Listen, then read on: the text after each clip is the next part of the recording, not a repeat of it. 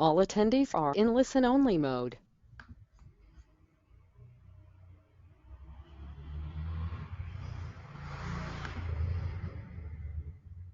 So hi everybody and welcome to the monthly training.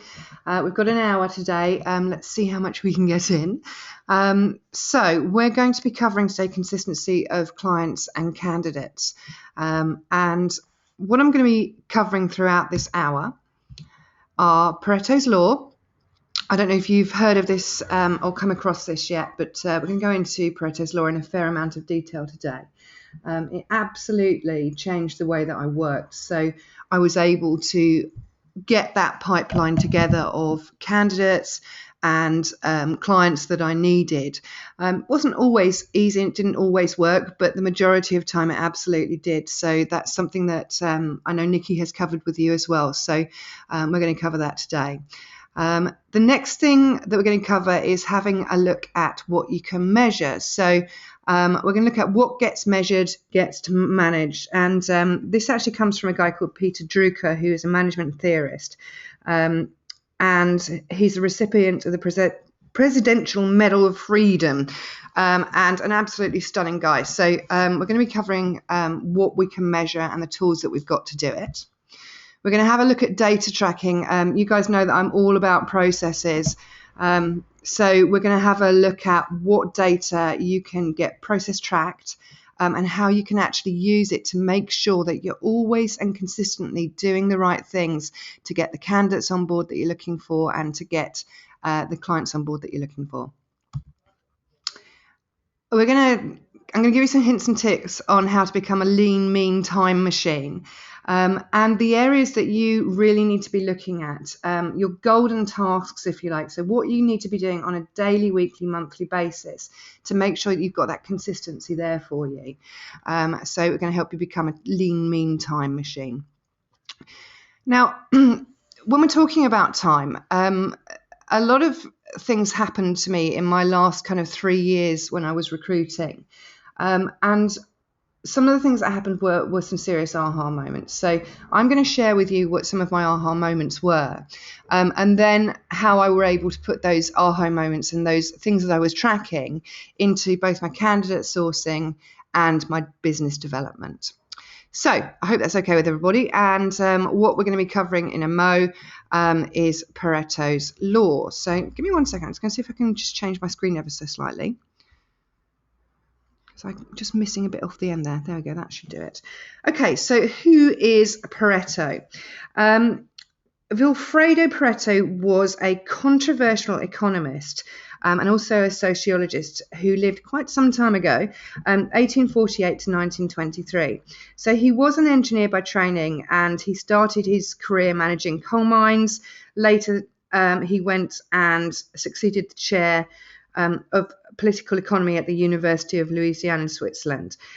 His work, which I can't pronounce, included a then little explored law of income distribution that would later bear his name of Pareto's Law, or the Pareto distribution. And in the last decade, it's also popularly called the 80-20 principle. Now, I know this is something that you've all sort of tinkered with before, but I think it's probably a really good idea today to spend some time on what that 80-20 rule actually means for you. Now, the mathematical formula he used to demonstrate a grossly uneven but predictable distribution of wealth in society. So 80% of the wealth and income was produced and possessed by 20% of the population. He also applied this outside of economics. Indeed, it can be found pretty much everywhere. 80% of Pareto's garden peas, for example, were produced by 20% of the peoples he had planted. Now, Pareto's law can be summarized as follows. So basically what you're looking at on the screen here. 80% of the outputs results from 20% of the inputs. Now, there are other ways of putting this. So 80% of the consequences flow from 20% of the causes, or 80% of the results come from 20% of the effort and time, or 80% of company profits come from 20% of the customers or clients. which is quite astonishing. The list is infinitely long and diverse, and the ratio is often skewed even more severely. So it can be up to 90-10%, 95 to 5%, and 99 to 1%, and that's not uncommon.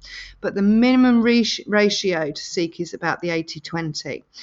So what does that mean to us? Let's have a look. One of the things that we need to be thinking about, and something which I'm going to challenge you on now, is which 20% of sources are resulting in 80% of my desired outcomes and happiness, and which 20% of sources are causing 80% of my problems and unhappiness. And we're going to dig into this a little bit further, but this guy, Peter Drucker, who we've got up here, he basically said what gets measured gets managed. So what we need to do before we go anywhere with the 80-20 law is work out where that 80-20 really works for you, especially in recruitment. Now, 80-20 works outside of recruitment as well. It works in pretty much every area. And when I first started looking at it, I was like, oh my God, I can't believe this. Literally everything I was looking at does really work with the 80-20 rule. So, oh, hang on a sec. Let's have a look at some data that you can start to track to have a look at your 80-20 rules within your business. Now, once we've had a look at that data, or, if you haven't got that data yet, now is a very good time to get tracking it. This will give you some massive and huge ahas when it comes to what you're doing on a daily basis, or even what you should be doing on a daily basis. So as Peter Drucker said, as we go back, what gets measured gets managed. So let's see what we can measure.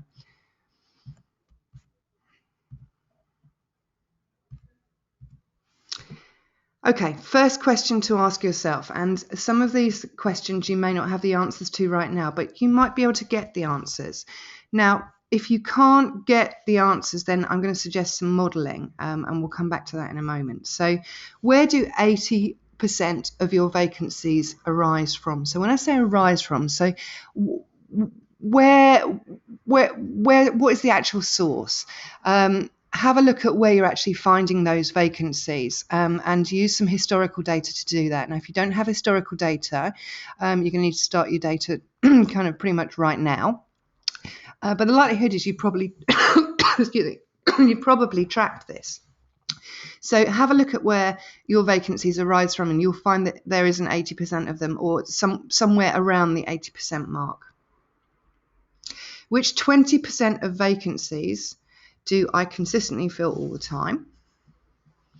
Guys, can you just hang on a sec? I'm really struggling with my screen here. I'm just going to pull the screen down a moment and see if I can do something about that. Okay, that's better.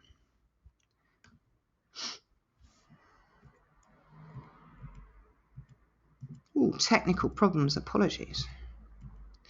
Okay, so where do 80% of vacancies arise from? Which 20% of vacancies do I consistently fill 80% of the time?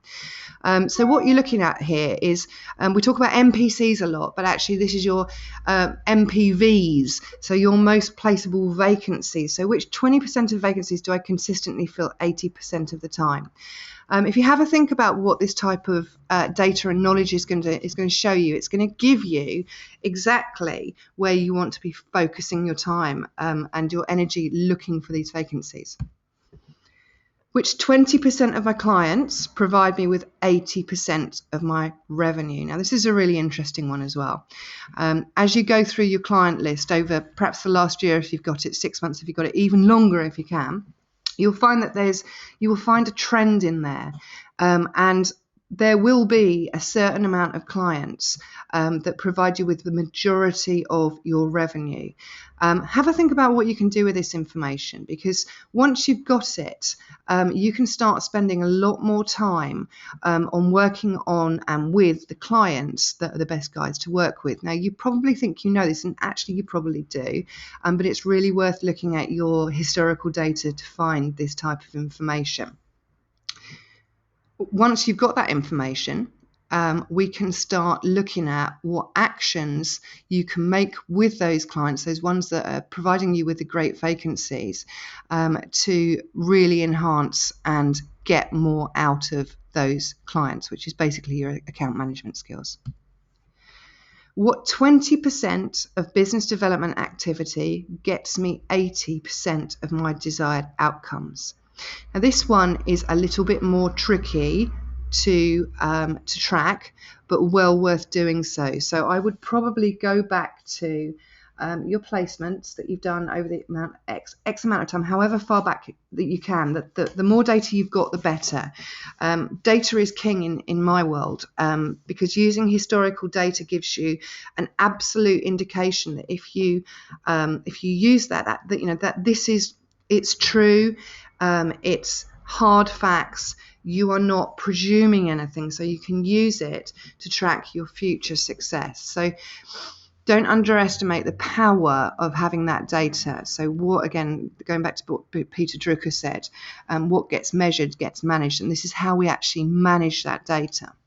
So what 20% of business development activity gets me 80% of my desired outcomes.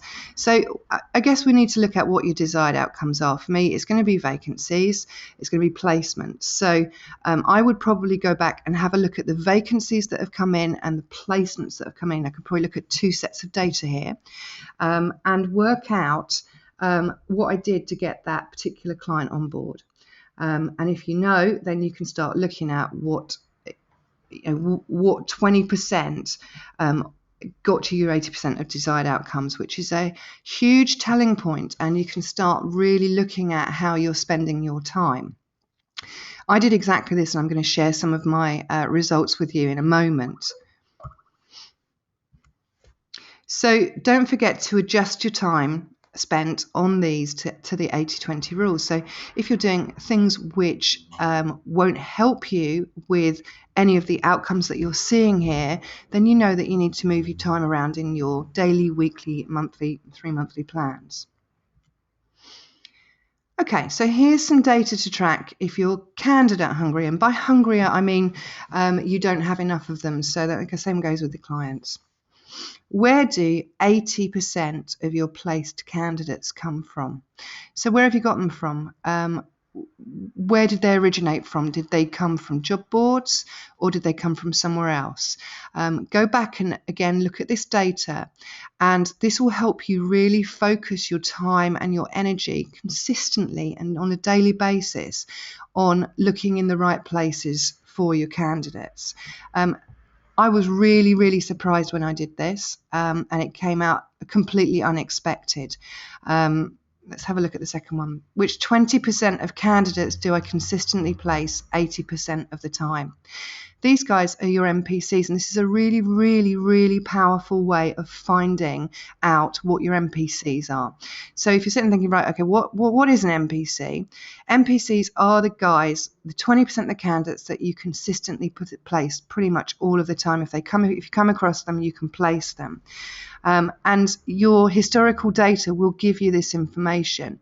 That's not to say that you can't get new data in here if you want to change or start a new desk, but you will need to start tracking that data pretty much straight away if you're looking at starting a cold desk or you're looking at starting a new business. Which 20% of my candidate sourcing activities provide me with 80% of my candidates? And I can pretty much guarantee you that there will be a 20% of candidate sourcing activities that get you your 80% of candidates. Again, this completely whacked me over the head when I found out what my figures were here. And I kind of presumed that the majority of my candidates were coming in cold to me, but they weren't. They were coming from a completely different direction. So I'll share that with you later. What 20% of candidate placement activities, so if you're doing MPC emails, marketing, CV specs, that type of thing, gets me 80% of my interviews. So again, this is really honing in on the absolute best things to be spending your time on and consistently spending your time on. It's amazing how much time you can spend on doing things which aren't actually aren't actually giving you the results that you're going to need. And of course, adjust your time to spend on these to 80-20. I'm going to show you how to do that in a moment. So one of the actions which I suggest you do is, if you have got this data, go back and find it and literally get it out and take a look at it and see what it's telling you about the 80-20 rule.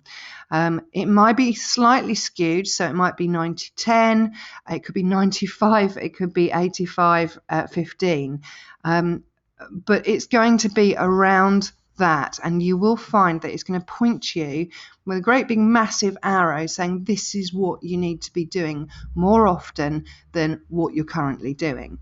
As far as time management goes, this completely turns time management on its head. And actually, when we're talking about time management, being effective versus being efficient are two completely different things.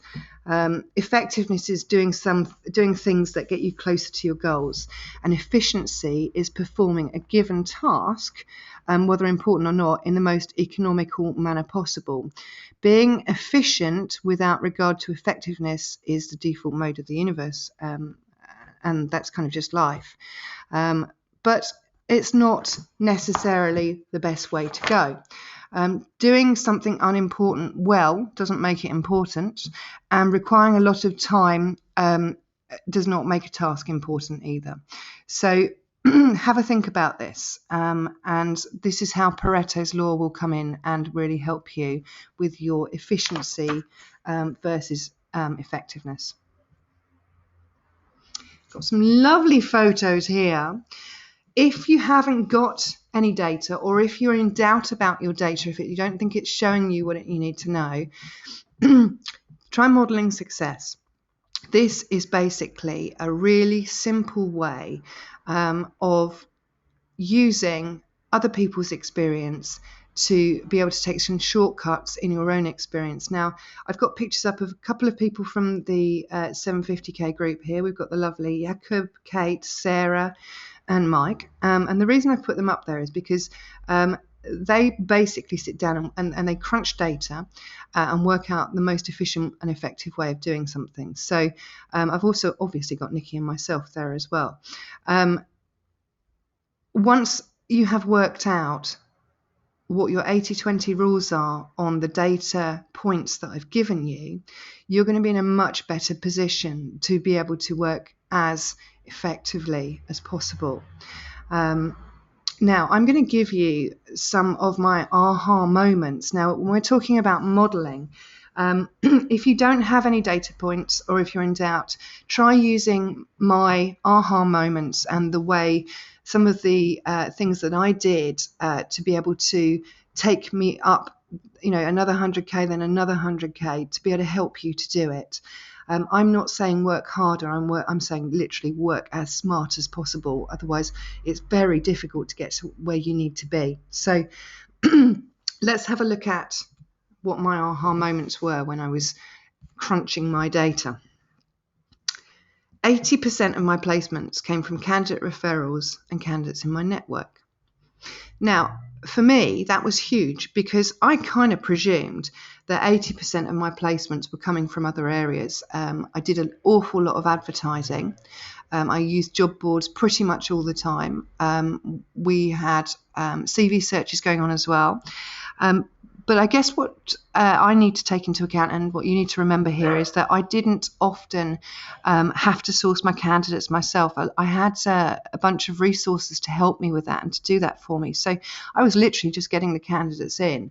And okay, I knew where they came from, but I didn't actually spend any time or intention on working out what was the most efficient way of my resources working. And the moment that I did, it's like a slap in your forehead. It's like, oh my God. Okay, I was working with Adecco, and we had big job boards. Adecco paid a lot of money for it, but actually I just wasn't using it. So if I were in a position of a small business owner of a recruitment company, I would say this is probably one of the key things that you need to be looking at, and looking at where you're actually spending your money as well. If you're spending your money on advertising and job boards and CV searching facilities, but actually your candidates aren't coming from there, how much use is that of your time? My next aha moment was 80% of my new clients came from candidate information when I interviewed them. So, okay, yes, I was doing cold calling, there's no doubt about that. But a lot of the time, 80% of the time, I was contacting clients using different sources, and I'm going to share those with you today. Some of you guys that have been with the Blueprint for a little while now will know what these are, but perhaps not realize how important it is to do them, because these were my money-making activities, and these were the things that I ended up spending pretty much most of my 80%, strangely, of my time on. So we'll have a look at those as we go through. But let's just take that into consideration. 80% of my new clients came from candidate information. So they didn't come from anywhere else. They just came from candidates as I interviewed them. Okay, the 20% of calls I made to clients, which resulted in 80% of new vacancies, were candidate marketing calls, which was huge. Okay, that's actually slightly skewed because it was slightly more than that. But let's just repeat that. The 20% of calls I made to clients, which resulted in 80% of new vacancies, were candidate marketing calls. Now, I don't know how much time that I'd spent before this calling clients up to introduce myself or use a different vehicle to get me talking to them. But when I sat down and worked out actually what the calls would, what the content of the calls were, 80% of them were getting me really, really good results, which were new vacancies from candidate marketing calls. Now, when I say a candidate marketing call, I'm talking about my selling of my NPCs. So if I was working with one NPC a week, I would find out from the NPC where they're looking to work, and I would do that in interview. So if we have a look at the first aha moment there, which is 80% of my placements came from candidate referrals and candidates in my network. 80% of my new clients came from candidate information when I interviewed them. This is one of the things that I made sure that I asked them, who do you want to be working for? Give me a list. And then I would sell them out to clients that I was also working with as well. But only 20% of those actually interviewed or took on the candidate I was marketing to them at the time.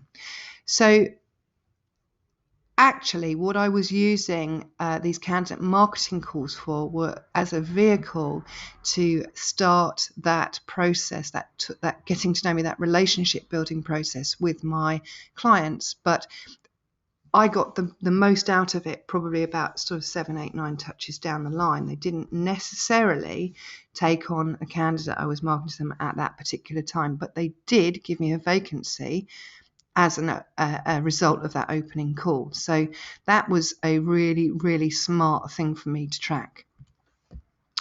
80% of my vacancies came from clients who had worked with me for over 1 year. Now, this doesn't help you guys that are quite new to business, but it was a great eye-opening experience for me. And it showed me that I needed to build my relationships with my clients and spend a fair amount of time doing that as well. So my account management was absolutely key.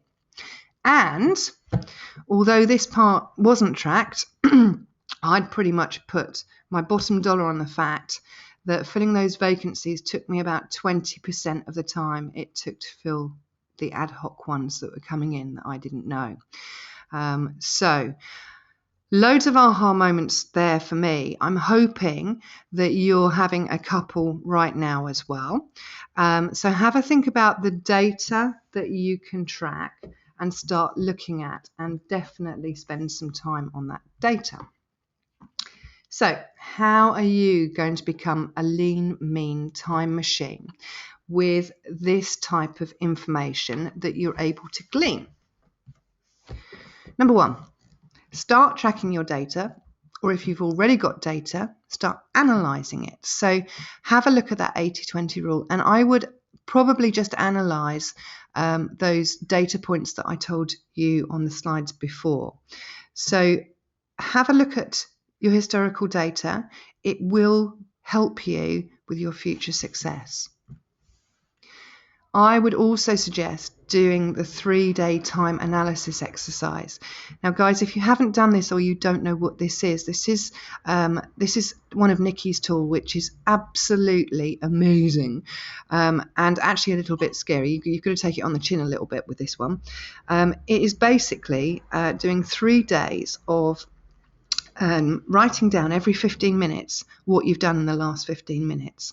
It does drive you slightly crazy having your phone beeping at you at every 15 minutes to remind you to write something down. But the whole idea of it is for you to take a look at it and analyse where you're spending the time and where you need to be spending your time instead of what you're currently doing.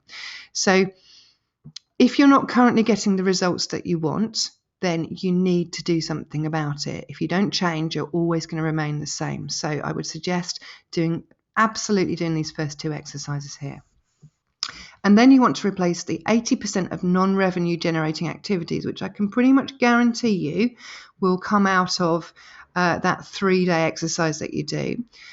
So replace the 80% of the non-revenue generating activities you're doing with the top 20% that will get you the results that you want. So that's from the data analysis. So for me, I ended up having golden tasks to do on a daily basis. I knew that those tasks were the quickest route to the money. And for me, it was marketing candidates out and interviewing candidates to get the leads from the candidates that I needed and to get the referrals into the other candidates that I needed. So I basically had 2 absolute golden tasks that I needed to make sure that I spent 80% of my time on. And they were marketing candidates out and interviewing candidates. Delegate. Does it matter who you delegate to? If you've got a small team, then you might need to outsource some work, but have a look at what you're doing. Now, when I was doing my own analysis of my 3 days, I was absolutely shocked to find how much time I ended up spending on LinkedIn. I'm still spending on LinkedIn, actually, and I need to get rid of that.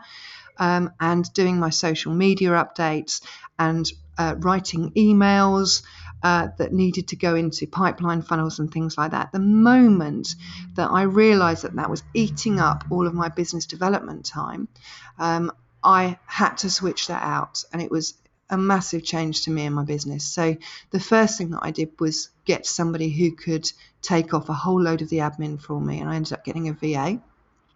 And the second thing I did was get somebody to do some copy for me and do my blogs and look at my emails and take that away from me. And actually they did it probably about 80% better than I could possibly do it anyway, which freed me up to spend the time on the things that would bring me in the money. If you struggle with any of the above, here are some questions that you can ask yourselves to get you back on track. Now, this is quite extreme, but if you had a heart attack and had to work 2 hours per week, just 2 hours a week, nothing else, what would you do? If you have a look at your historical data analysis, that will tell you exactly what you need to do. So 2 hours per week, what would you do? And that's way under 20%. What are the top 3 activities, and this is a good one, that I use to fill time, to feel as though I've been productive? Now, I'm really good at these as well. This is slight procrastination coming in here. But again, if you do your 3-day time analysis exercise, it will show you what your top 3 activities are that you use to fill time to feel as though you're being productive. And they might be filling around with your emails, putting emails into really nice little folders, which I'm really good at. Tidying up presentations, doing things which will stop me from doing the most important things and the most money-making activity, revenue-generating activities. To counter the seemingly urgent, ask yourself, what will happen if I don't do this? And is it worth putting off the important to do it? So if you do end up faffing around with your emails for X amount of time, every time that you catch yourself doing it, ask yourself, what will happen if I don't do this? And is it worth putting off the top 20% of money-making and revenue-generating activities to do it? And you'll probably find that you go, nah, of course not, and then leave it until it needs to be done. What one thing can I do today which will have a high impact on my goal? Now, if you struggle with this and you're thinking, well, I've got so many things I need to do. I need to fill all my vacancies. I need to get hold of more clients. I need to get hold of more candidates. I need to speak to this person. I need to delegate that to that person. If you struggle with this, look at each of your actions in turn and ask of each one, if this is the only thing accomplished today, will I be satisfied with my day? And if the answer is no, it's not big enough and it's not going to have a high impact on your goal. So put it down to the end of your list. Now, I hope that's helped you a little bit with becoming a lean, mean time machine. And it does take some work, believe me. But it's perfectly possible to do once you know what your golden tasks are and getting those 20% of tasks done on a first come, first serve basis. Now, what I'm going to share with you next is how you can get 80% of your candidate sourcing done in 20% of the time. Now, this comes from one of my aha moments. And if you remember, one of my aha moments was that the majority of my candidates came through referrals. And it's really interesting as well, actually, as we've gone through the 750k billing blueprints, people are starting to have this aha moment. And actually, it's not just 80% of your candidate sourcing. What referrals give you is really good quality candidates, because people don't like to recommend people who aren't of a decent caliber. So not only do you get 80% of your candidates through some of these things we're going to be talking about now, including referrals and getting referrals, you're going to get the top 20% of candidates from them as well. So it's kind of it's a no-brainer. So let's have a look at these. Proactive and multiple referrals. So every time that you find yourself candidate hungry, go back to this first. Now, for me, this was absolutely key. When you go through your golden tasks and you're getting your top 20%, if referrals isn't in there, it may possibly be because you haven't necessarily put that into place yet. But don't discredit it and start putting it in. I would definitely look at it, because it was a huge insight for me and has been to quite a lot of other people who are very successful recruiters. Oh, hang on a sec, my screen's gone again.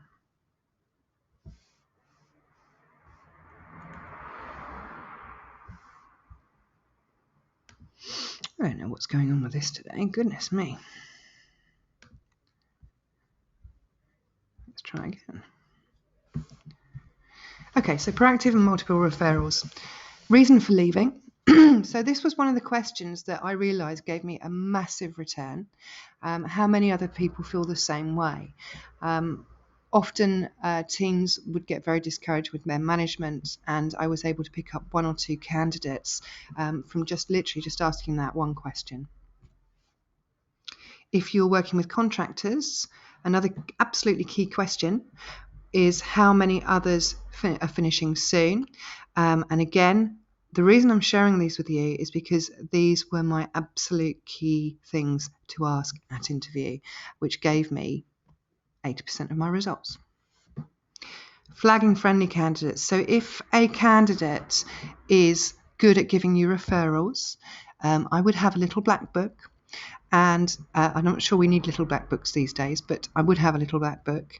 And in that little black book, I'd have a list of candidates that I could go to as my first source if I was struggling to find somebody, because they'd given me really good referrals before.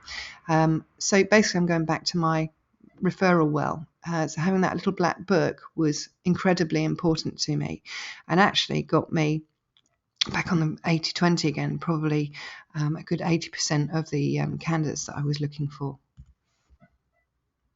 If you're working with a manager and you also hire underneath them, get them to describe the best person that they've ever hired before, and perhaps get a name. I think that would be very sensible. And then you can go and see if you can find them. You know that they're going to be a great candidate.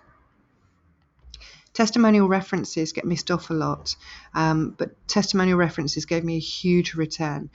They work really, really well at mid-level. So mid-level to techie is really, really good as well. So IT, technical, that side of things work. Technical and testimonial references work really nicely. You can call them technical references as well, by the way. Who do you respect within your department and why? Again, this works really nicely within IT, and actually worked really well in the HR arena as well. So I was able to get candidate referrals without actually asking for the referrals, but just working out who was good in their team and then headhunting them through. Who do you respect as an excellent manager and why? That's good if you recruit at several levels.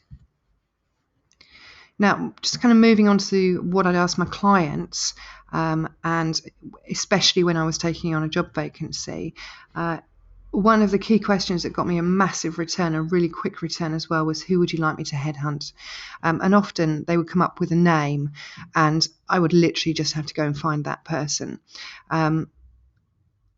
If they don't know anybody, try and just jog them a little bit. Is there somebody that you've worked with before that would be able to step into this role?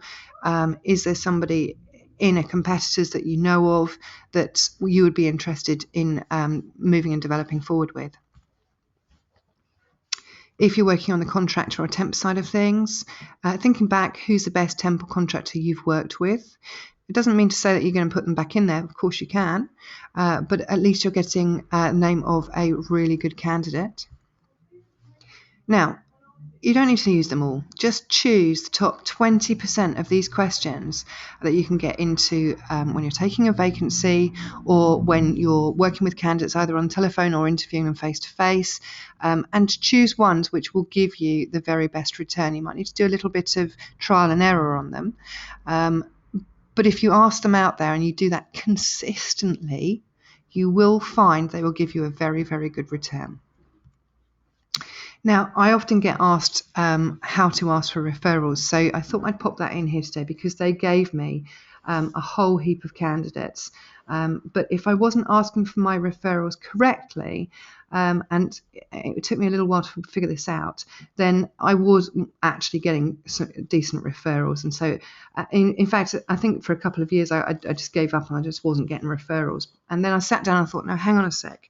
It would be so much easier if I could get my candidates to refer their other candidates to me. It would save me a whole heap of hassle of actually going to go out and find new candidates all of the time by myself. I might as well get somebody else to do it for me.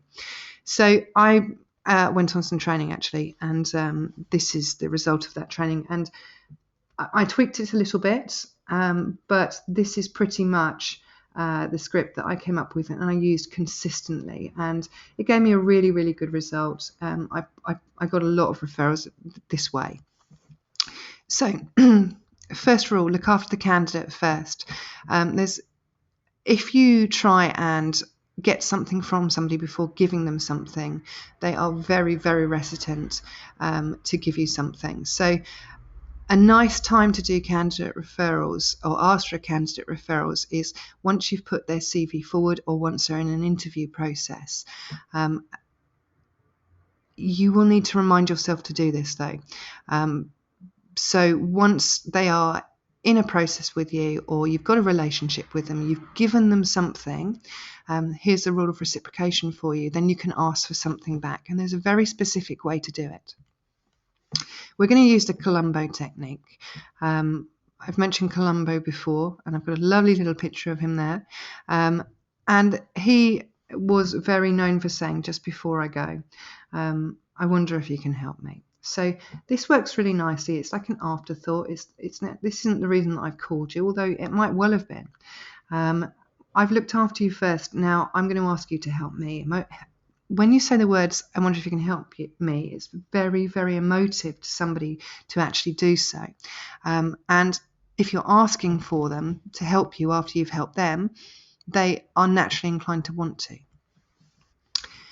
This is key. You need to sell them a job that they can't do or they won't be interested in. So I would tend to go down the route of, I'm pretty certain this wouldn't suit you because it's out of your area of expertise, it's too low for you, or it's not in the right geographical area for you.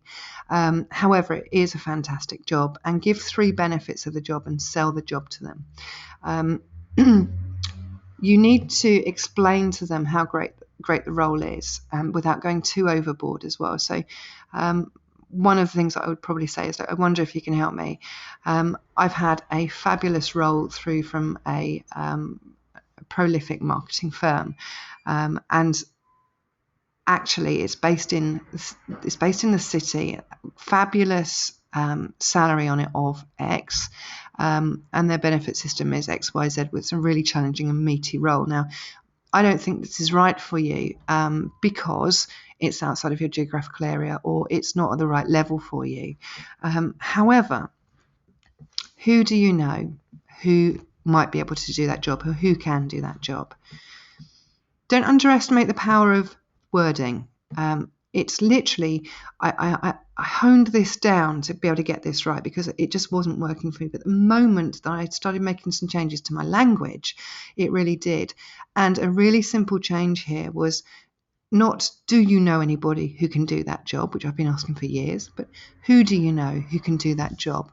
So naturally, somebody, instead of just thinking yes or no, they start searching their database, their archive inside their brain, on who they might know to actually do that role. And if we're doing it in the right place at the right time, they're much more inclined to have a think about it and see if they know anybody.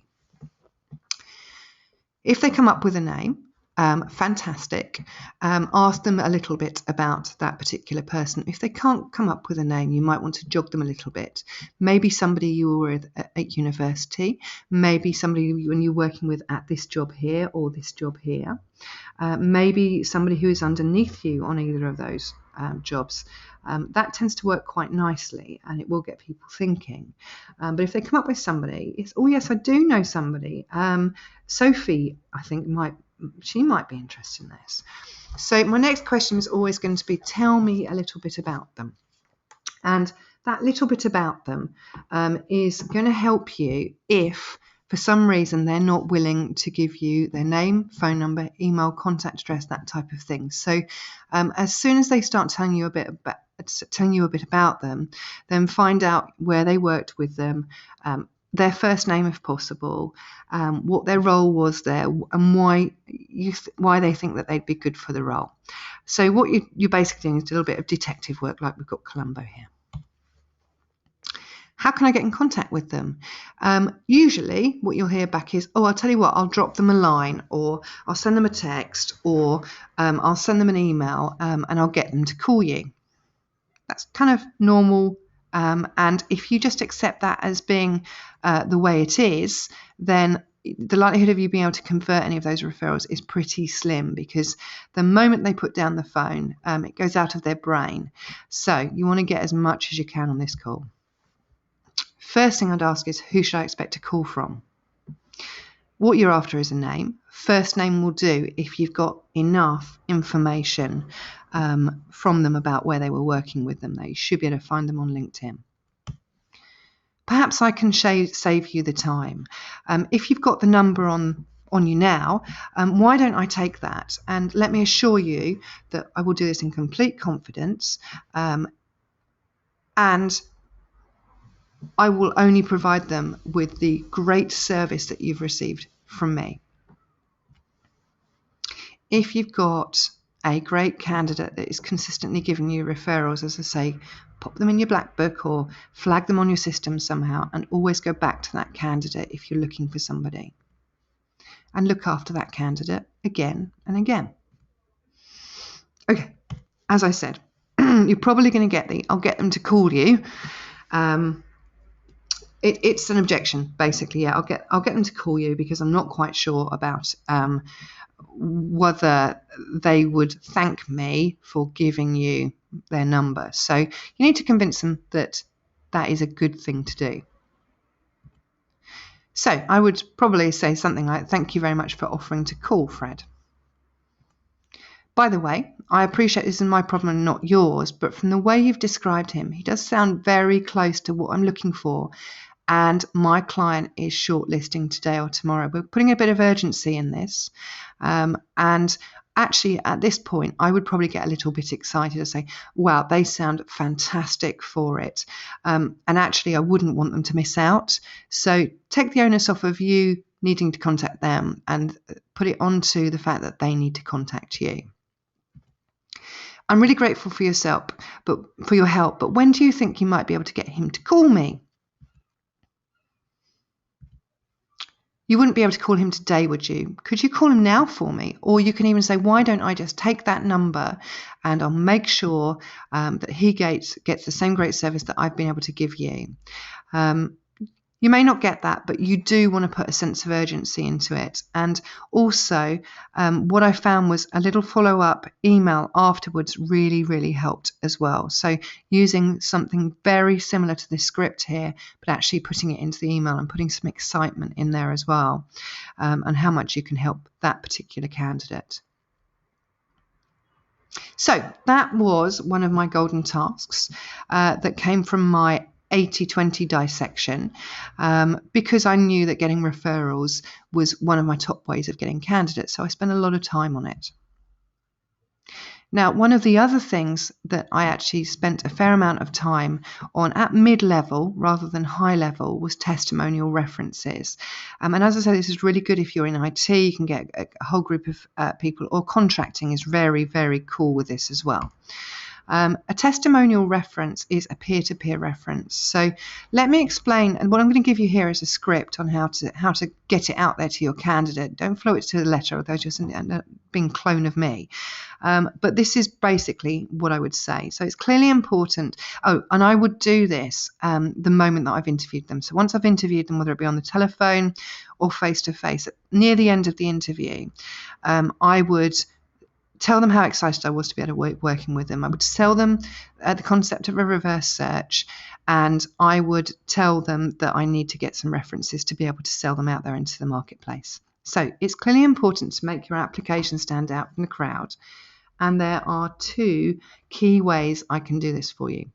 The first is to take references from previous employers and use their positive comments to sell you more effectively, which obviously I'm going to do, and thank you very much for those references. The second way is to get a positive testimonial about you from people that you have worked with at the same level at some point in your career. It doesn't have to be where you are right now.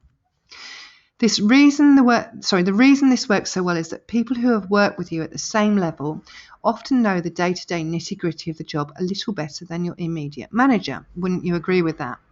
Now, that sentence there I found is absolutely key. You need to get people nodding and saying yes to you. So in that case, which two people have you worked with either now or in the past at the same level as you who can give a positive testimonial about your ability and help you get your new role? And then I would get two nice people to speak to and find out if they would be looking for work. Okay, I hope that's helped you a little bit. As I say, those were two of my key things that I would do because I knew that they would point me to the money. So we're going to have a look at the other side of things, which is how to get 80% of your business development done in 20% of the time.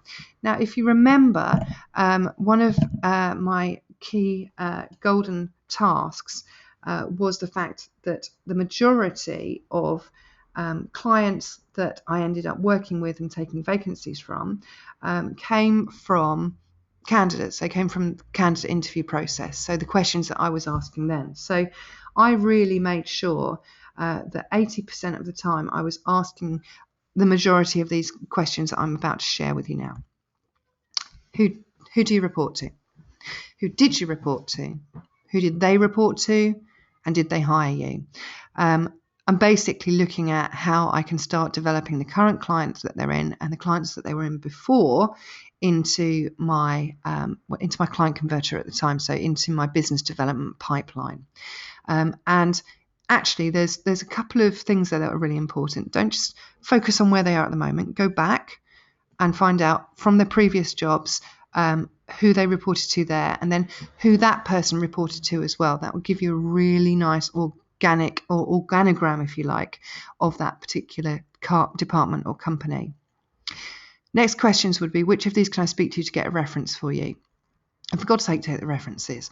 If these are clients that you want to get into, the easiest and cleverest and smartest way of doing it, and I've been saying this for years, is to take references.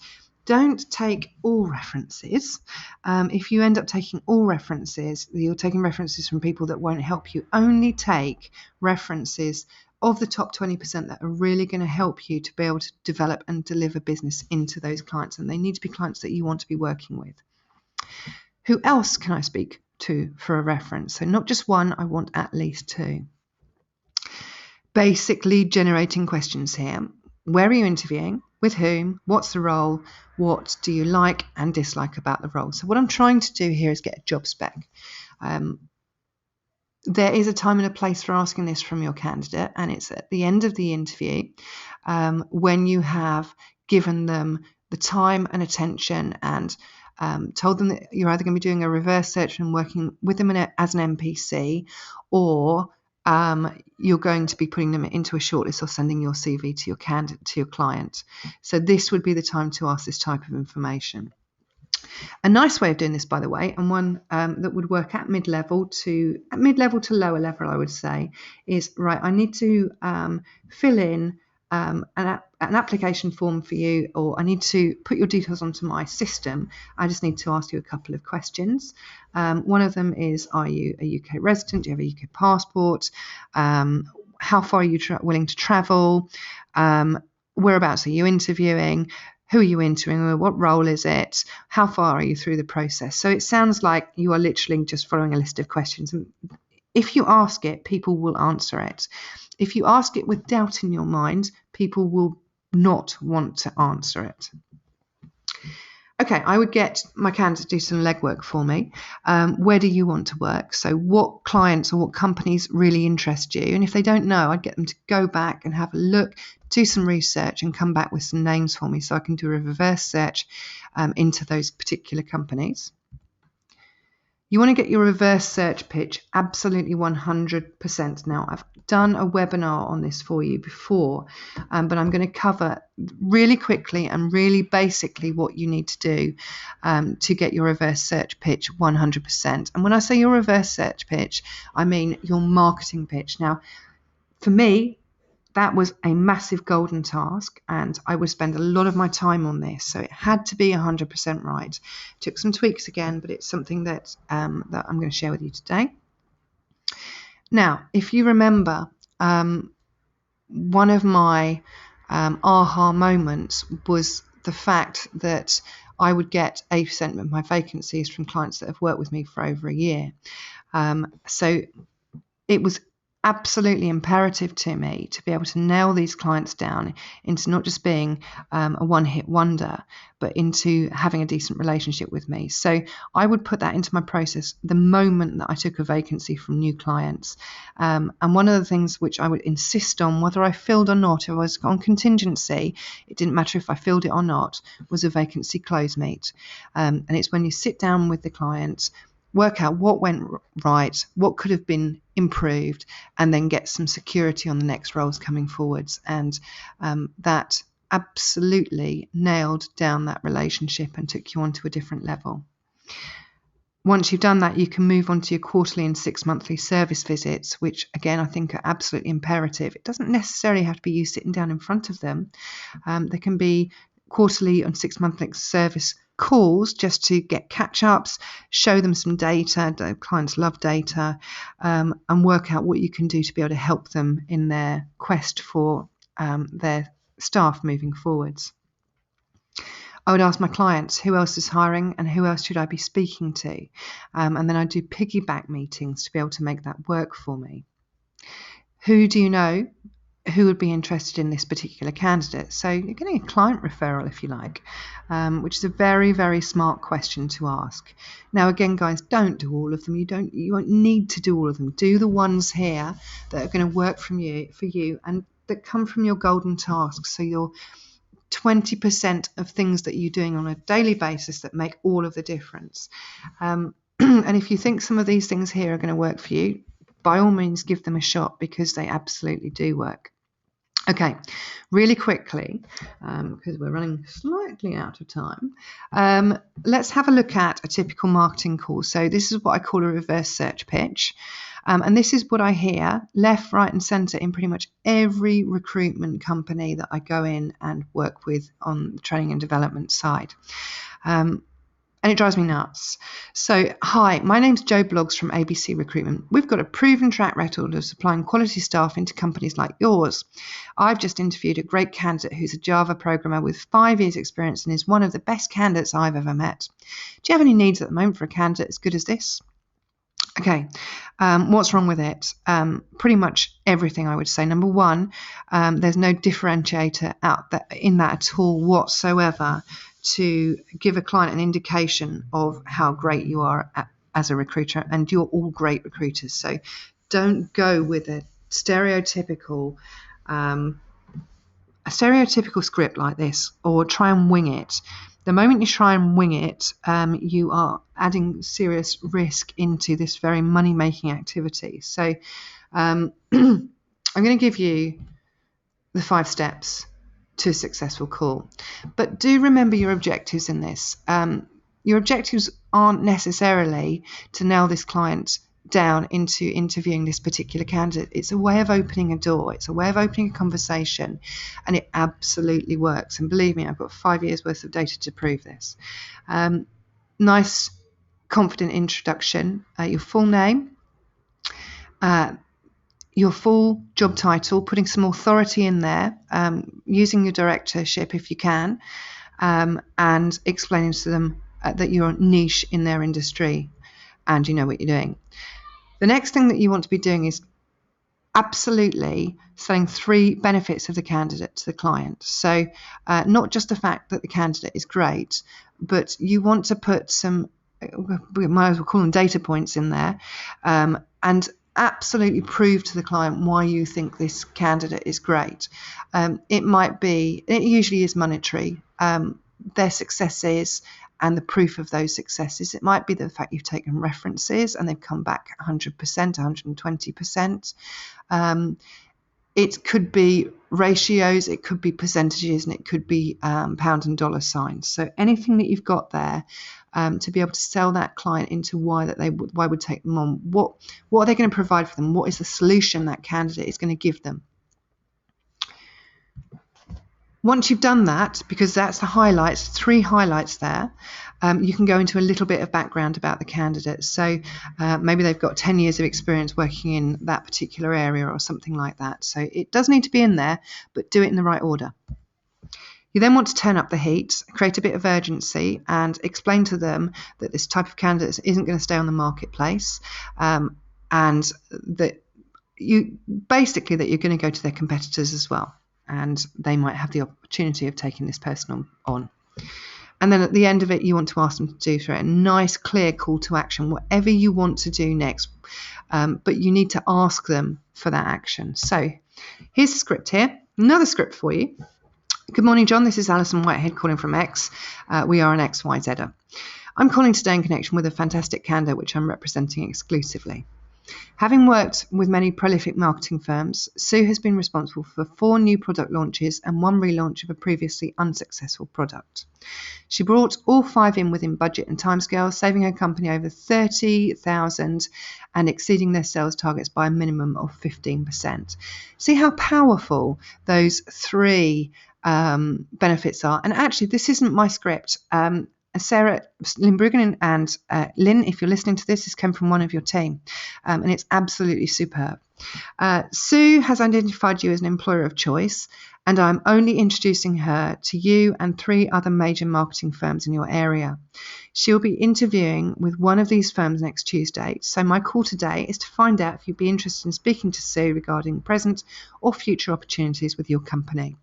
So, a little bit about her, turning the heat up a bit, and then asking the client to do something at the end. But if the client says, no, I'm not interested in that type of person right now, all this is your stepping stone in, because you've just shown them what a fantastic candidate you've got and why you've got fantastic candidates, which will open the door to future work if it's not there now.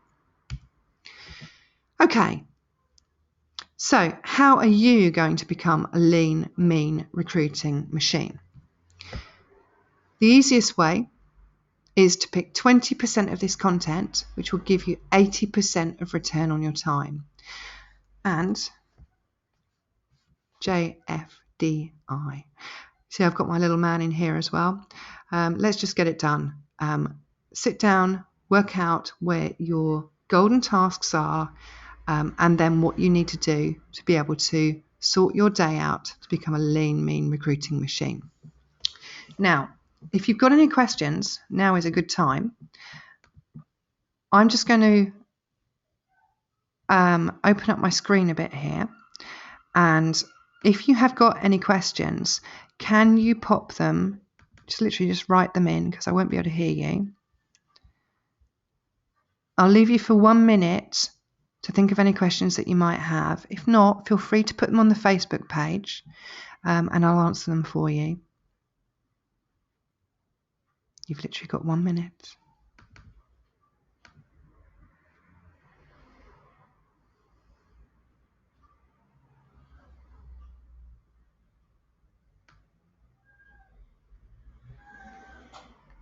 Okay, I'm going to presume that's a no. Guys, it's a pleasure having you here today. I look forward to seeing your 80/20 ahas, and I'll speak to you very soon. Take care. Bye.